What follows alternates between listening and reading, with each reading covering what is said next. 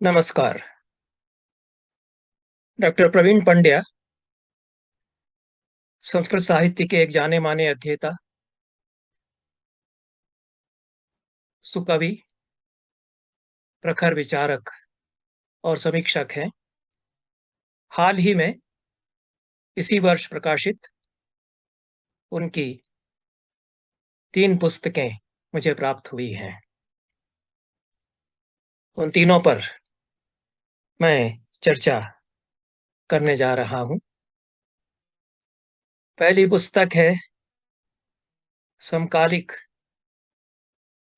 संस्कृत काव्य शास्त्र एवं विमर्श। दूसरी समकालिक संस्कृत साहित्य की दिशा और तीसरी अभिराज साहित्य साधना। तीनों पुस्तकें संस्कृत साहित्य और भारतीय साहित्य तथा साहित्य शास्त्र या साहित्य चिंतन में रुचि रखने वाले छात्रों, अध्यापकों, जिज्ञासुओं, साहित्य के रसिकों के लिए पठनीय हैं।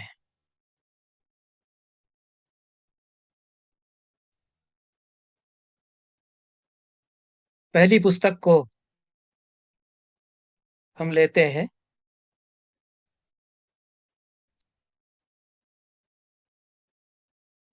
तीनों के नाम आपके सामने हैं। समकालिक संस्कृत काव्यशास्त्र एवं विमर्श, समकालिक संस्कृत साहित्य की दिशा और अभिराज साहित्य साधना। डॉक्टर प्रवीण पंड्या से संस्कृत जगत सुपरिचित है। अन्य भाषाओं के पाठकों के लिए संक्षेप में मैं उनका परिचय प्रस्तुत कर देता हूँ। उनके 4 मौलिक संस्कृत काव्य संग्रह प्रकाशित हुए हैं। ज्योतिर्ज्वालनम, उद्बाहु वामनता, जीवातुरसमाध्वीकम और अधरोत्तमारणी। लगभग 15 वर्षों की उनकी साहित्य साधना है। अनेक आलोचना ग्रंथ उनके प्रकाशित हैं। विशेष रूप से काव्यशास्त्र और आधुनिक संस्कृत काव्यशास्त्र पर अपने अध्ययन के लिए वे जाने जाते हैं। अभिराज यशोभूषणम का समीक्षात्मक अध्ययन संस्कृत में समीक्षम अधीति, यह उनकी पुस्तक प्रकाशित है। अभिनव काव्य अलंकार सूत्रम जो मेरा ग्रंथ है, उस पर अभिनव काव्य अलंकार सूत्रम सालोचनम विमर्श, यह उनका ग्रंथ है। समकालिक काव्यशास्त्रम विश्लेषणम विचारश्च, यह 2014 में प्रकाशित उनकी पुस्तक है संस्कृत में। समकालिक संस्कृत काव्यशास्त्र एवं विमर्श, यह हिंदी उस पुस्तक का हम देख ही रहे हैं कि अभी अभी हमारे सामने आया है। और समकालिक संस्कृत साहित्य की दिशा, यह भी पुस्तक उनकी। आज हम इस पर विचार करेंगे। एक बहुत ही अच्छे अनुवादक भी पंड्या जी हैं और 3 अनुवाद पुस्तकें उनकी प्रकाशित हुई हैं, जो कि बहुत ही महत्वपूर्ण है और पढ़ना चाहिए। संस्कृत के अध्यापक और छात्र यदि ये पुस्तकें नहीं पढ़ते हैं तो दुर्भाग्य है। हिंद स्वराज्यम, गांधी जी के हिंद स्वराज का अनुवाद है। और अमृतलाल बेगड़ की सौंदर्यनी नदी नर्मदा, जो गुजराती में पुस्तक है। अमृतलाल बेगड़ विश्व साहित्य के अप्रतिम यात्रा लेखक हैं और उनकी ये बहुत ही प्रसिद्ध पुस्तक है, मूलतः गुजराती में लिखी हुई, जिसके कि सभी भारतीय भाषाओं में अनुवाद प्रकाशित हैं। सौंदर्य स्रोतस्विनी नर्मदा नाम से इसका अनुवाद 2015 में उनका प्रकाशित हुआ। पाटल पुष्पम नाम से अन्य अनुवाद पुस्तक उनकी प्रकाशित है। यह गुजराती, अंग्रेजी तथा अन्य भाषाओं से अनुवाद की उनकी, संस्कृत में अनुवाद की उनकी 3 पुस्तकें हैं। संस्कृत से अनुवाद की भी उनकी 4 पुस्तकें प्रकाशित हैं। स्मृतियों की जीर्ण श्रावस्ती नगरी में हर्षदेव माधव की संस्कृत कविताओं के अनुवाद। बुद्धस्य भिक्षा पात्र, यह भी हर्षदेव माधव की संस्कृत कविताओं के हिंदी अनुवाद। और शेष 2 भी हर्षदेव माधव की ही संस्कृत कविताओं के अनुवाद हैं, तुम्हारे स्पर्श में तथा क्षणे क्षणे। संस्कृत के शास्त्रीय ग्रंथों के भी अनुवाद उन्होंने किए हैं, जिनमें से वागीश्वरी कंठ सूत्रम और काव्य सत्यालोक आदि प्रकाशित हैं। पंड्या जी को अनेक प्रतिष्ठित पुरस्कारों से नवाजा गया है।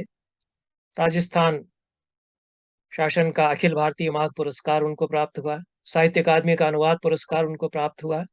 आचार्य गोकुल प्रसाद त्रिपाठी संस्कृत सम्मान से उनको अलंकृत किया गया 2020 में। साहित्य अकादमी का युवा कवि पुरस्कार उनको 2012 में प्रदत्त किया गया और अनेक अन्य राष्ट्रीय स्तर के सम्मानों से वे विभूषित हैं। समकालिक संस्कृत काव्यशास्त्र एवं विमर्श यह पुस्तक उत्तर आधुनिक विमर्श के संदर्भ में समकालिक संस्कृत काव्यशास्त्र की संभावनाओं पर प्रकाश डालती है और विभिन्न पत्रिकाओं में प्रकाशित पंड्या जी के 9 अत्यंत ही महत्वपूर्ण लेख इसमें संकलित हैं। उत्तर आधुनिक विमर्श और समकालिक संस्कृत काव्यशास्त्र पहला लेख, लोकोत्तरता एवं लोकानुकीर्तन के प्रतिमान यह दूसरा लेख, 21वीं शताब्दी में संस्कृत काव्यशास्त्र की परंपरा का विकास तीसरा, भारतीय सौंदर्य शास्त्र की नवमीमांसा डॉक्टर रामविलास शर्मा के संदर्भ में चौथा लेख, एक अलंकार एवं संपूर्ण पद्धति के रूप में श्लेष की परतें, यह थोड़ा एक नई बात इसमें कही गई है 5वें लेख में। और उसी के क्रम में अर्थ विश्लेष यह छठा लेख है। 3 जो अंतिम लेख हैं वह आधुनिक विमर्श के बीच, आधुनिक समाज, संस्कृति और साहित्य के विमर्श के बीच में संस्कृत के एक आचार्य, युवा आचार्य की ओर से जो चिंतन किया जा सकता है उसकी प्रस्तुति करते हैं। 7वां लेख स्वराज्य, संस्कृत और गांधी, 8वां संस्कृति का बहुवचन और अंतिम लेख थेलमा, थेलमा जीवन की खोज। इस प्रकार से 9 लेख इस पुस्तक में संकलित हैं और थेलमा जो अंतिम लेख है वह इस दृष्टि से बहुत महत्वपूर्ण है कि संस्कृत का एक युवा कवि और आचार्य और चिंतक एक अन्य भाषा के साहित्य की मार्मिक कृति पर जिस तरह से दृष्टिपात करता है अपनी संस्कृत की परंपरा की दृष्टि से, पंड्या जी ने मेरी कोयली के थेलमा उपन्यास का संतोष रंजन ने जो अनुवाद किया है उस पर विचार अंतिम लेख में किया है। जैसा मैंने कहा कि उत्तर आधुनिक विमर्श के संदर्भ में कुछ विचारणीय बातें संस्कृत काव्यशास्त्र के संदर्भ से पंड्या जी ने कही है। उत्तर आधुनिक विमर्श और समकालिक संस्कृत काव्यशास्त्र जो पहला लेख इस पुस्तक का है उसमें, और यह एक आधारभूत लेख भी इस पुस्तक का मैं समझता हूं कि है। अनेक उत्तर आधुनिक समीक्षकों या चिंतकों पर उन्होंने विचार किया है। प्रवीण पंड्या ने लियोतार के मत का उल्लेख विशेष रूप से उन्होंने आरंभ में किया है और मार्क्सवाद की विरचना या विखंडन, डिकंस्ट्रक्शन जिसको उत्तर आधुनिक तकनीक में कहा जाता है, उसको प्रस्तुत करते हुए वे यह कहते हैं कि न्याय मूलक समाज की स्थापना करने का प्रयत्न तो मार्क्सवाद में किया गया है पर वह एक विफल प्रयत्न है। इसी बात को मैं अपने शब्दों में इस तरह कह सकता हूं कि मार्क्सवाद सुंदर है पर वह सत्य और शिव नहीं है। उसकी सुंदरता और विफलता दोनों के साथ उस पर विचार किया जाना चाहिए और इस दृष्टि से पंड्या जी ने विचार किया है। एक बड़े विचारक हमारे समय के वो समीक्षक, प्रखर समीक्षक रामविलास शर्मा, उन्होंने जो मार्क्सवाद की मीमांसा की है उस पर भी विचार यहाँ किया जाना चाहिए था। उन्होंने मार्क्सवाद को भारतीय संदर्भ में, भारतीय जमीन पर, भारतीय धरातल पर प्रतिष्ठित करने का अपने ढंग से एक निराला प्रयास किया है और उसको विस्तार उन्होंने दिया है। उसको ऋग्वेद से जोड़ते हुए, वैदिक चिंतन की भावभूमि से जोड़ते हुए उन्होंने मार्क्सवाद की जो व्याख्या की है वह अधिकार है और उसको दुर्व्याख्या नहीं कहा जा सकता, क्योंकि मैं मानता हूं कि मार्क्स को अंतिम अधिकार नहीं दिया जा सकता कि वो समझाएं हमको। उन्होंने जो सूत्र दिए हैं उनकी व्याख्या करने का अधिकार है। जिस तरह से ब्रह्म सूत्र में बादरायण ने सूत्र दिए उसकी व्याख्या शंकर भी करते हैं, रामानुज भी करते हैं। निम्बार्क भी करते हैं, वल्लभ भी करते हैं। अपने अपनी परंपराओं में सूत्र का विस्तार करने का हर विचारक को अधिकार होता है। मार्क्सवाद ने बहुत ही महत्वपूर्ण सूत्र दिए, जीवन को, जगत को, सृष्टि को समझने के लिए, सृष्टि प्रक्रियाओं को समझने के लिए, और उसका संपूर्ण विश्व पर बहुत गहरा प्रभाव पड़ा। उसको खारिज भी नहीं किया जा सकता इस तरह से, लेकिन उस सूत्रों में यदि व्याख्या की कमी है और भारतीय संदर्भ में उनकी पुनर्व्याख्या यदि की जानी चाहिए, जिस तरह से अब तक व्याख्या की जाती रही है, तो उसको किया जाना चाहिए, जो कि रामविलास शर्मा ने की। तो इस लेख में रामविलास शर्मा ने जो चिंतन किया मार्क्सवाद को लेकर के, उसका संदर्भ अवश्य लिया जाना चाहिए था। लेकिन पंड्या जी का लक्ष्य यह रहा है, विचारणीय विषय यह रहा है कि उत्तर आधुनिकता की प्रविधियां संस्कृत का नया काव्य शास्त्र निर्मित करने में क्या योगदान दे सकती है। इस पर उन्होंने विचार किया है। और संस्कृत की ज्ञान मीमांसाओं में यदि कहीं ठहराव है तो उसे कैसे तोड़ा जा सकता है। क्या उत्तर आधुनिक विमर्श इस गत्यवरोध को तोड़ने में मदद कर सकता है, सहायक हो सकता है। इस दृष्टि से आधुनिक संस्कृत काव्यशास्त्र के जो प्रमुख पुरस्कर्ता हैं, उनके काव्यशास्त्रीय चिंतन की मीमांसा उन्होंने की है।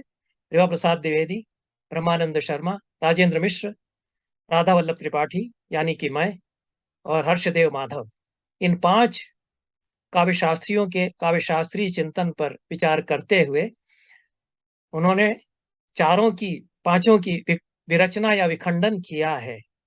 और इस लेख का आधा हिस्सा तो विवरणात्मक है। पंड्या जी स्वयं स्वीकार करते हैं कि उत्तर आधुनिकता पर जो अन्य लेखकों ने विचार किए हैं, उनको उन्होंने कट पेस्ट की पद्धति से यहाँ प्रस्तुत कर दिया है। यह भी एक उत्तर आधुनिक पद्धति ही है कि हम विन्यास करते हैं, जो कुछ प्रदत्त सामग्री है उसका हम विन्यास करते हैं, विन्यास से नवीनता आ जाती है। हमारे जो सबसे बड़े दार्शनिक है वो बहुत मौलिक चिंतन भी करते हैं, लेकिन वो कहते हैं कि हमने तो विन्यास मात्र किया है। हमसे पहले के जो लोग कह गए हैं उसका वचो विन्यास वैचित्र्य मात्र मत्र विचार्यताम, जयंत भट्ट कहते हैं। तो यही पंड्या जी भी करते हैं कि उत्तर आधुनिक विमर्श में जो कुछ कहा गया और इन 5 काव्य शास्त्रियों ने जो कुछ कहा, उसका वे नव विन्यास करते हुए समेटते हैं दोनों जो ध्रुव हैं उनको, आधुनिक संस्कृत काव्यशास्त्र का चिंतन और उत्तर आधुनिक चिंतन। और उत्तर आधुनिकता की एक उपलब्धि वे यह मानते हैं कि गत्यवरोध को तो उसने तोड़ा ही, उसके साथ साथ आधुनिकता ने जो तानाशाही को जन्म दिया था उसको भी छिन्न भिन्न करने का काम उत्तर आधुनिकता ने किया। हालांकि जो कुछ बातें उन्होंने कही हैं उन पर सवाल खड़े किए जा सकते हैं। क्या सचमुच में जो एकाधिपत्य था आधुनिकता का, उसके ताने बाने को तोड़ दिया है उत्तर आधुनिकता ने, और ज्ञान को सत्ता का जरिया बनाने वाली उत्तर आधुनिकता ने सत्ता के जो केंद्र स्थापित किए, वे स्वयं अपने आप में क्या सत्ता के केंद्र नहीं बन रहे हैं, यह भी सोचा जाना चाहिए। संरचना की जगह विरचना को जन्म दिया। उत्तर आधुनिकता की संरचना को विरचित किया, डिकंस्ट्रक्ट किया, विखंडित किया आधुनिकता की संरचना को उत्तर आधुनिकता ने। लेकिन उत्तर आधुनिकता स्वयं एक केंद्र को अपदस्थ करके कई केंद्रों की जो बात करती है, वे केंद्र अलग अलग और विशिष्ट हो जाते हैं उत्तर आधुनिक विमर्श में। पंड्या जी को इस दृष्टि से भी विचार करना चाहिए था। हमारी परंपरा के संदर्भ में जब हम विचार करते हैं तो हमारे यहाँ भी बहुकेंद्रीयता है, कोई एक केंद्र नहीं है। यदि किसी एक केंद्र पर आग्रह किया जाता है तो ये भारतीय परंपरा के साथ में, संपूर्ण भारतीय परंपरा के साथ में, उसकी समग्रता के साथ में अन्याय होता है। लेकिन ये जो बहुकेंद्रीयता है और अनेक परिधियों का होना हमारी परंपरा में, उसमें ये सारे के सारे केंद्र और सारी परिधियां एक महाकेंद्र और महापरिधि के भीतर हैं। इसलिए इनमें समन्वय और सामंजस्य की संभावनाएं बनी रहती हैं, वे परस्पर विच्छिन्न नहीं होते। इनमें कहीं न कहीं एक सूत्रता की तलाश परंपरा करती रही है। ये रामविलास शर्मा ने भी इस बात को प्रकारांतर से कहीं न कहीं कहा है अपने अपने लेखों में, अपने ग्रंथों में। लेकिन उत्तर आधुनिकता तो इस तरह के संश्लेषण की कोई बात नहीं करती। कई परिधियां और कई केंद्रों को बिखरा करके वो हमारे सामने प्रस्तुत करती है, और कई विमर्श हमारे सामने वो उत्तर आधुनिकता खड़े करती है। दलित विमर्श है, स्त्री विमर्श है, और भी कई प्रकार के विमर्श है, लेकिन ये विच्छिन्न हो जाते हैं। तो एक आइसोलेटेड दृष्टि इसमें बनती है उत्तर आधुनिकता में। इसलिए मैं बार-बार ये कहता रहा हूँ कि उत्तर आधुनिकता को उत्तर हम कैसे दें, ये विचार किया जाना चाहिए। ये हमारे लिए कोई ऐसा हव्वा नहीं हो सकता है कि जैसा कि अन्य साहित्यों में हुआ, अन्य भाषाओं के साहित्यों में हुआ कि उत्तराधुनिक विमर्श का बड़ा वितंडा वहाँ खड़ा किया गया। उसका भी हम विखंडन कैसे कर सकते हैं संपूर्ण भारतीय परंपरा के संदर्भ में? ये जो वैकल्पिक दृष्टियों की बात की गई और हमारे यहाँ जो विकल्प तलाशे गए, हमारी परंपरा में, हमारी संस्कृति, हमारी परंपरा स्वयं जो बहुविकल्प मूलक संस्कृति रही है, तो इसकी बहुविकल्प मूलकता और इसकी बहुभाषिकता और बहुलता और उत्तर आधुनिकता जो बहुविकल्पता और बहुभाषिकता और बहुलता देती है, उसमें क्या तारतम्य है? इस पर विचार किया जाना चाहिए। इसकी शुरुआत पंड्या जी ने की।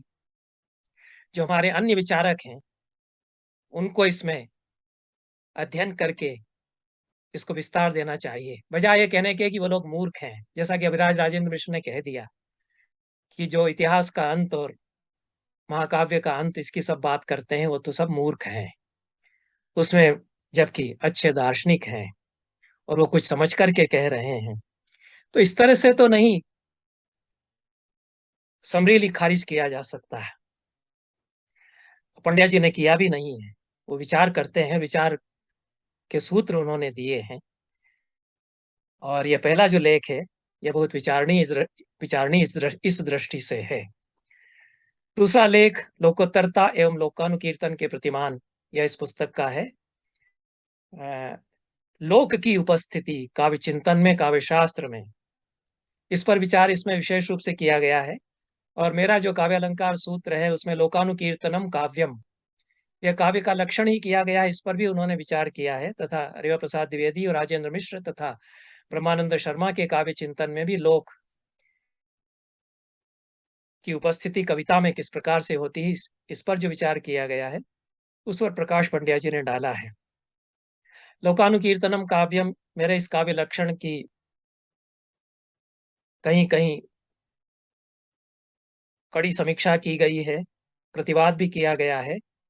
मेरा कहना यह रहा है कि यह सबसे ज्यादा परंपरा सम्मत काव्य लक्षण है, क्योंकि भरत मुनि ने जो लक्षण दिया नाट्य का, उसकी अनुकृति इसमें कर दी गई है। मैंने तो और कुछ किया ही नहीं है।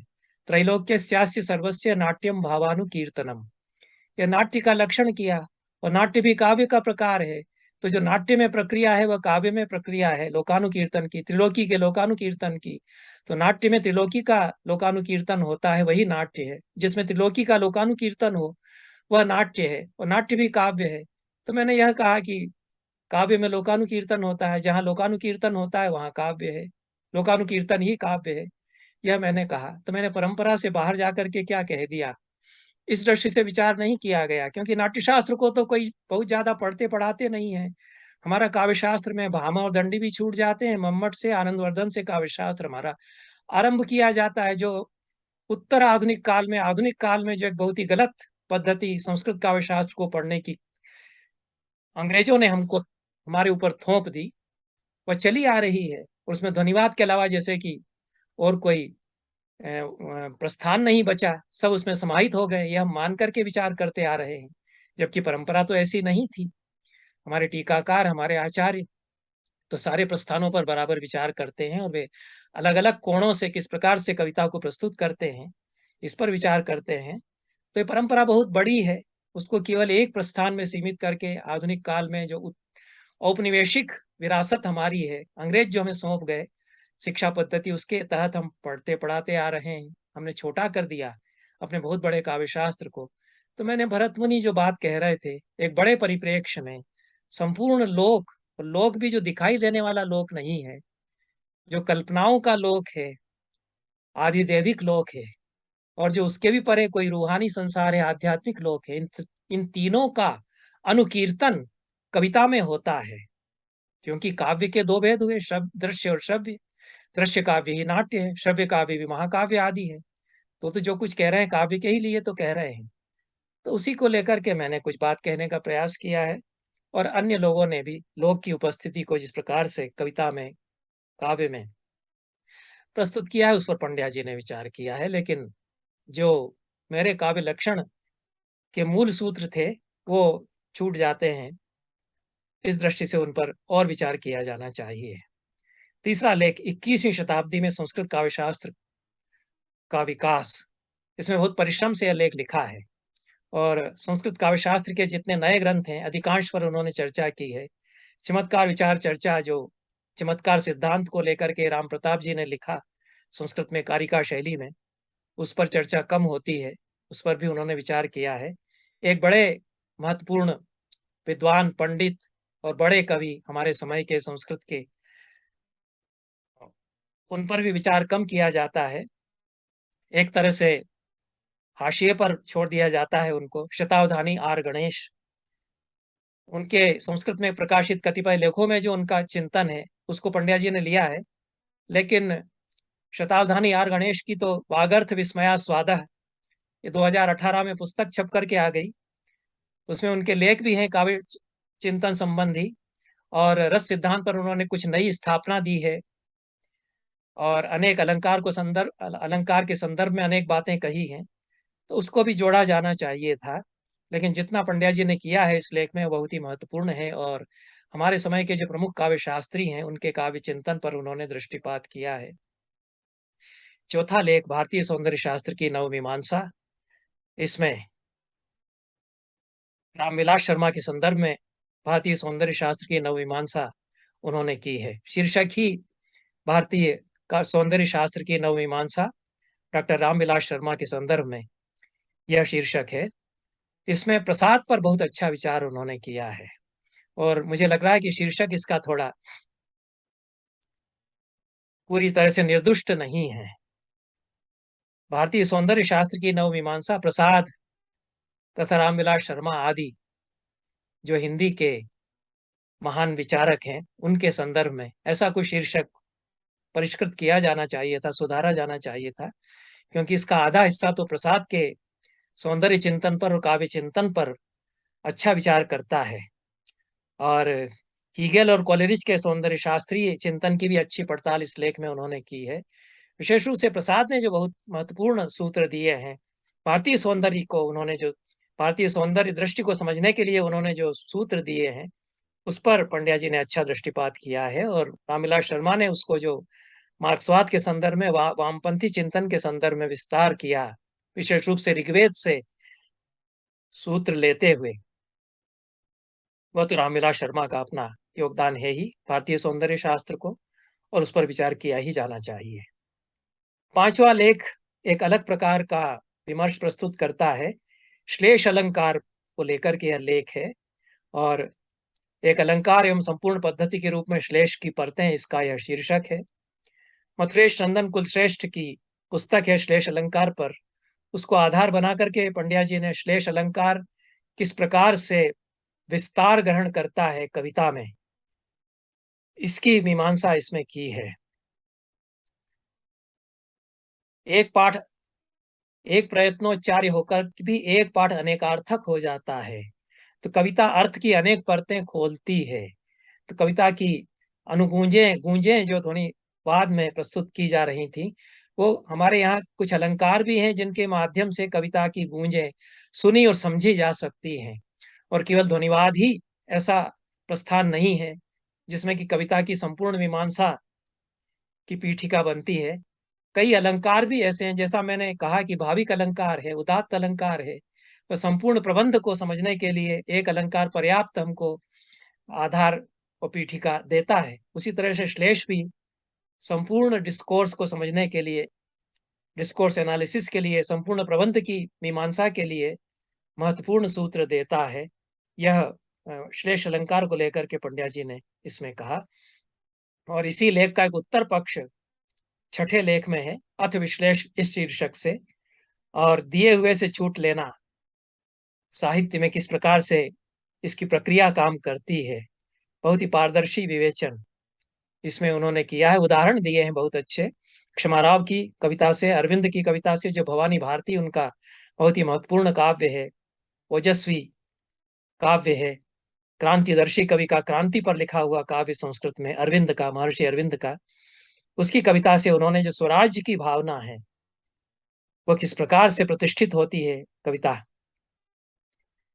और स्वराज्य, संस्कृत और गांधी तथा संस्कृति का बहुवचन, ये 2 लेख जो इस पुस्तक के हैं, उपांत्य 2 लेख इसके हैं, वे भारत की आत्मसत्ता को साहित्य की मीमांसा के माध्यम से पहचानने का संरंभ पंड्या जी ने उनमें किया है। स्वरूप प्रतिष्ठा, ये हमारे सारे दर्शनों का, अध्यात्म चिंतन का ध्येय है। साहित्य भी स्वरूप प्रतिष्ठा करता है और गांधी को केंद्र में बना करके साहित्य के माध्यम से हमारी आत्मनिष्ठा, आत्मसत्ता, आत्म प्रतिष्ठा कैसे हासिल की जा सकती है, साहित्य हमको उस गंतव्य तक कैसे पहुंचा सकता है, ये गांधी के स्वराज के व्याख्यान के संदर्भ में पंड्या जी ने विचार किया है। गांधी की गांधी की अहिंसा में वे भारतीय चेतना की पूर्ण परिणति देखते हैं, क्योंकि उनके अनुसार अधिभूत, अधिदैव और अध्यात्म तीनों एक धरातल पर गांधी के चिंतन में यहाँ विश्रांत हो जाते हैं। संस्कृति का बहुवचन शीर्षक जो 8वां लेख है, उसमें पूरी भारतीय चिंतन परंपरा की बहुलता किस तरह पिरोई हुई है, यह विस्तार से उन्होंने बताया है। 9वां लेख जिसे मैंने कहा, अंतिम जो लेख है, वह मेरी कोयली के उपन्यास के हिंदी अनुवाद को पढ़ करके बहुत सुंदर लेख उन्होंने लिखा है और संस्कृत के एक जागरूक समीक्षक का नमूना इसमें हम देखते हैं। थेल्मा मेरी कोयली का उपन्यास है, जिसका कि हिंदी में अत्यंत ही सरस, ललित, भावपूर्ण अनुवाद संतोष रंजन ने किया है। मूल को पूरी तरह से पकड़ते हुए बहुत परिश्रम से संतोष रंजन ने अनुवाद किया। उन्होंने मेरी कोयली के 2 उपन्यासों के अनुवाद किए। यह भारतीय अनुवाद साहित्य की बड़ी निधि है और मैं यह बार बार कहता आ रहा हूं कि अनुवाद कई बार मौलिक रचना से ज्यादा महत्वपूर्ण हुआ करता है, क्योंकि उसमें अधिक प्रतिभा, अधिक श्रम की अपेक्षा हुआ करती है और एक बड़े क्लासिक का अनुवाद करना और बड़ी प्रतिभा उसके लिए चाहिए। प्रतिभा हमारे यहाँ 2 प्रकार की कही गई, कार्यित्री और भावयित्री। तो जो सर्जक है, कवि है, उसके लिए तो कार्यित्री प्रतिभा से ही काम चल जाता है, लेकिन अनुवादक में तो कार्यित्री और भावयित्री दोनों ही होना चाहिए। तो यह कार्यित्री और भावयित्री दोनों तरह की प्रतिभाओं के औजार लेकर के और संतोष रंजन ने दोनों उपन्यास जो मेरी कोयली के हैं, उनका अनुवाद किया है।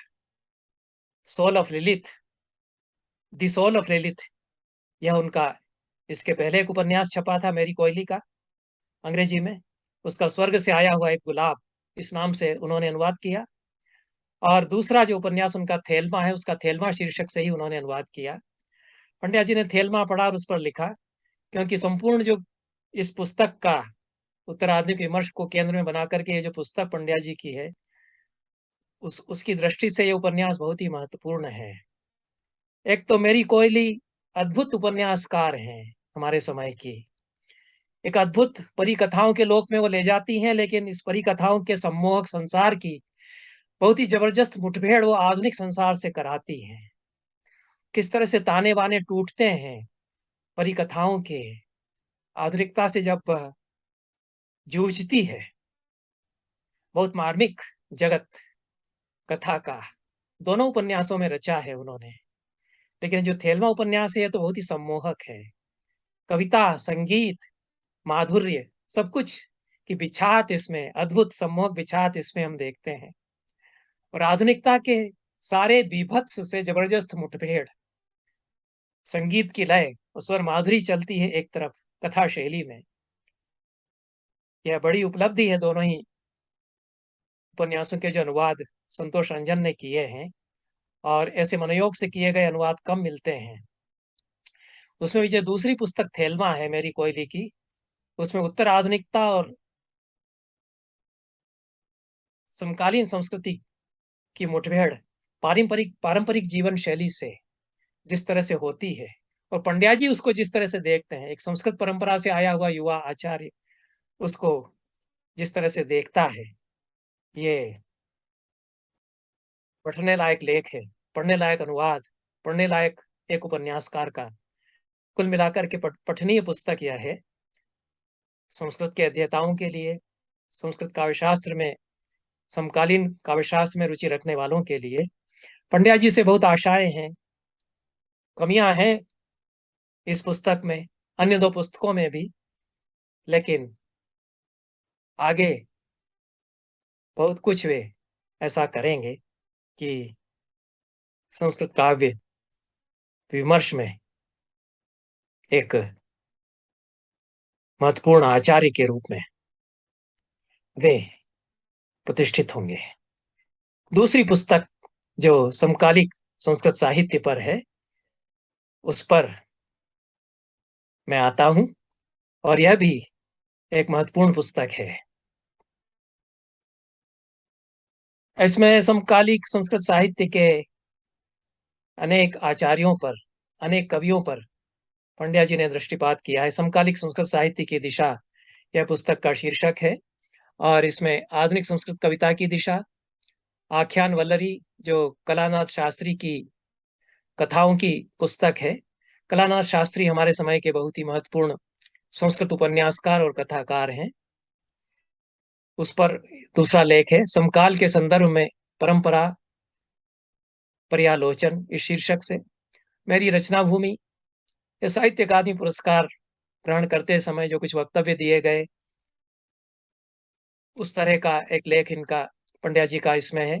युवा कवि के रूप में उनको पुरस्कार प्रदान किया गया साहित्य अकादमी का, तो अपनी रचना भूमि पर उन्होंने प्रकाश डाला है। अनुवाद, राष्ट्र के अंतर्यामी अभेद की अनुभूति, यह भी बहुत महत्वपूर्ण विचार है, विमर्श है इस लेख में। जो बातें मैं कह रहा हूँ अनुवाद को लेकर के, वह पंड्या जी अनुवाद की प्रक्रिया और अनुवाद कितना अ, कितनी अहमियत रखता है आज के साहित्य में, इस पर यह विचार इसमें किया गया है। श्री राम दवे अच्छे कवि हैं हमारे समय के, और अनेक काव्य उनके प्रकाशित हैं, अनुवाद भी उन्होंने किया है। प्रेमचंद की निर्मला उपन्यास का अनुवाद है, और सूफी कविता की एक पुस्तक है पंजाबी की, उसका उन्होंने अच्छा अनुवाद किया है। तो श्री राम दवे की सर्जना, युगीन स्पंदनों की कविता, इस शीर्षक से इस लेख में उन्होंने श्री राम दवे की कविता की पड़ताल की है। आद्यंत मध्य में भारत काव्य, भाति में भारतम, रमाकांत शुक्ल का जो काव्य है भाति में भारतम, उस पर उन्होंने विचार इसमें किया है। और हर्षदेव माधव के अच्छे अध्येता के रूप में प्रवीण पंड्या जी जाने जाते हैं। हर्षदेव माधव हमारे समय के बहुत बड़े कवि हैं, और उत्तर आधुनिक विमर्श की दृष्टि से भी उनका संस्कृत काव्य बहुत ही विचारणीय है। तो आधुनिकता एवं अध्यात्म, इस शीर्षक से हर्षदेव माधव के काव्य की अच्छी उन्होंने मीमांसा इसमें की है। दूसरा जो अगला लेख है, उसमें भी हर्षदेव माधव की कविता को ही केंद्र में रख करके आधुनिक संस्कृत कविता और हर्षदेव माधव का कवि कर्म, इस शीर्षक से विचार किया है। सांस्कृतिक अस्मिता एवं संस्कृत हिंदी अंत संबंध, यह भी एक हिंदी का, एक संस्कृत का युवा कवि और आचार्य किस प्रकार से संस्कृत और हिंदी के अंत संबंधों पर विचार करता है, यह हम इस लेख में देखते हैं। और 21वीं शताब्दी का संस्कृत साहित्य, अनुवाद, संवाद और आत्मानुसंधान, इस लेख में, पिछली पुस्तक में जो 21वीं शताब्दी के संस्कृत काव्यशास्त्र पर बहुत ही विशद विमर्श किया गया है, यहाँ 21वीं शताब्दी के संस्कृत साहित्य पर, काव्य साहित्य पर पंड्या जी ने दृष्टिपात किया है। तीनों ही पुस्तकें जिनकी मैं चर्चा कर रहा हूँ, ये इस वर्ष में 2022 के साल में राष्ट्रीय संस्कृत साहित्य केंद्र जयपुर से छपी है, और अच्छी छपाई इनकी हुई है। कमियां हैं मुद्रण की दृष्टि से भी, उन पर भी दृष्टिपात किया जाना चाहिए। तीसरी पुस्तक अभिराज साहित्य साधना है, और राष्ट्रीय संस्कृत साहित्य केंद्र जयपुर से ही यह भी छपी है। इसमें 5 लेख पंड्या जी के अभिराज राजेंद्र मिश्र पर संकलित हैं। तीनों ही पुस्तकों में पंड्या जी के विभिन्न पत्र पत्रिकाओं में, हिंदी की अच्छी पत्रिकाओं में जो उनके लेख छपे हैं, उनको संकलित किया गया है। संकलित जल्दी में करके तीनों पुस्तकें तैयार कर ली गई हैं, थोड़ा और संपादन किया जाना चाहिए था।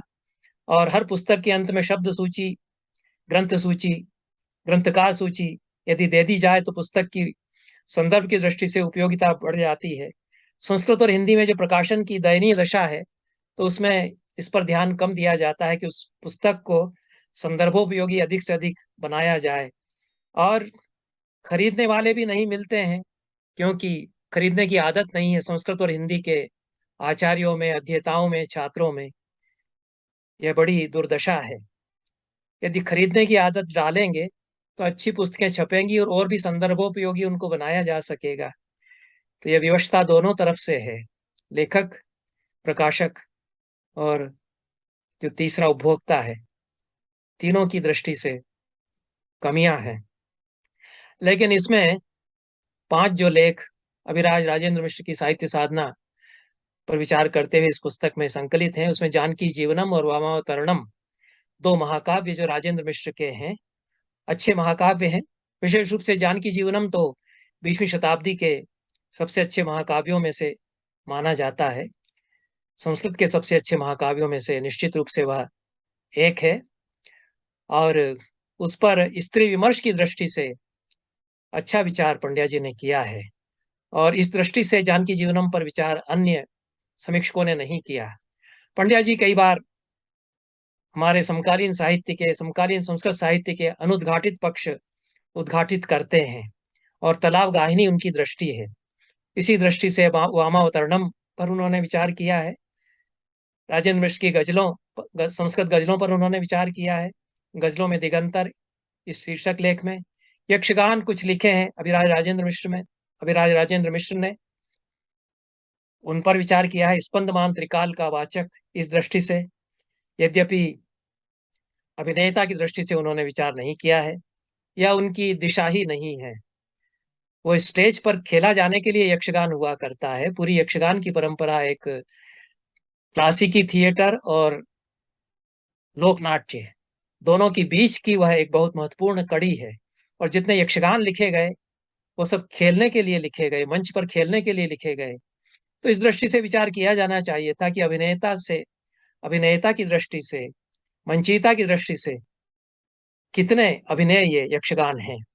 और अभिराज राजेंद्र मिश्र की कथानिकाओं पर, कहानी के लिए कथानिका शब्द प्रचलित किया गया है। कहीं कहीं कथा और लघु कथा कहा जाता है, उसकी बजाय कथानिका अधिक प्रामाणिक माना जाए। राजेंद्र मिश्र भी स्वयं ऐसा कहते हैं। तो अभिराज राजेंद्र मिश्र की कथानिकाओं पर विचार अंतिम लेख में किया गया है। कुल मिलाकर के यह 3 पुस्तकें जो पंड्या जी ने संस्कृत साहित्य के अध्येताओं को, भारतीय साहित्य के अध्येताओं को इस वर्ष उपहार में दी है, वह सरस्वती की आराधना में उनकी एक अच्छी पुष्पांजलि है, और उनकी सारस्वत साधना का भी एक सुंदर निदर्शन यह पुस्तकत्रयी प्रस्तुत करती है। बहुत बहुत धन्यवाद। नमस्कार।